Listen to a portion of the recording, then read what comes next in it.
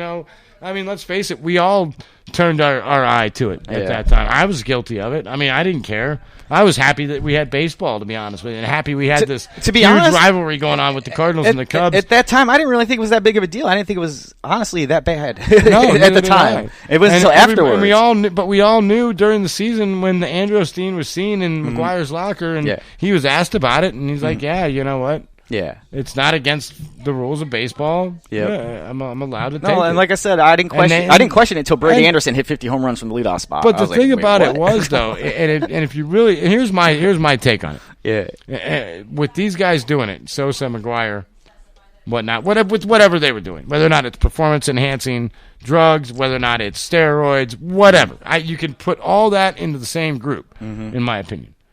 Now you do that. And you want to know who? There's guys that made the Hall of Fame, like Craig Biggio.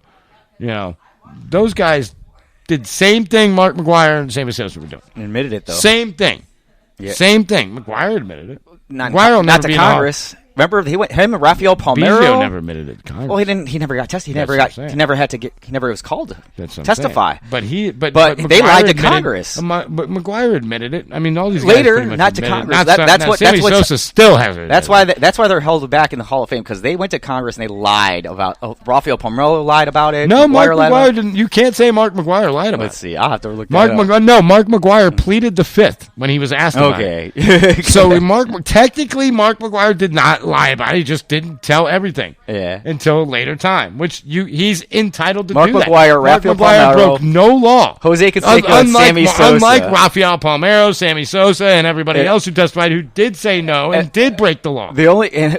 Looking back on this, the only person who told the truth about everything was Jose Canseco. That's crazy. And that's the one guy nobody believes. That's the one guy nobody believes. Included. At least I know, I think for me, it was at the time, I didn't want to believe it. I'll be honest. Everything he said to me, it sounded like he was telling the truth. Yeah. And I just didn't want to believe it. And I'll be honest with you. I kind of put myself in that category. I was like, say it ain't so, Joe. Yeah. Say it ain't so, Jose. You say it ain't so, but I think we all knew it. Like I said, when these guys were doing it, I think we all knew it, and then nobody cared. So in my opinion, it's why I believe these guys should go into the Hall of Fame if they deserve to. Not saying McGuire deserves to, but I'm not saying Sosa deserves to. I'm not saying Palmeiro, any of those guys. Oh, well, you know who started But there should be an asterisk. Craig Biggio being in the Hall of Fame, there should be an asterisk. Roger Clemens goes in the Hall of Fame, there should be an asterisk. Barry Bonds goes in the Hall of Fame, there should be an asterisk.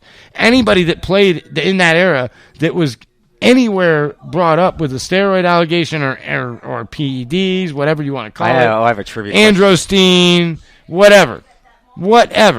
Then you should have an asterisk by your name. Ken Griffey Jr., no way in the world that man should have an asterisk by his name. Who was the first baseball player to be suspended for PED use?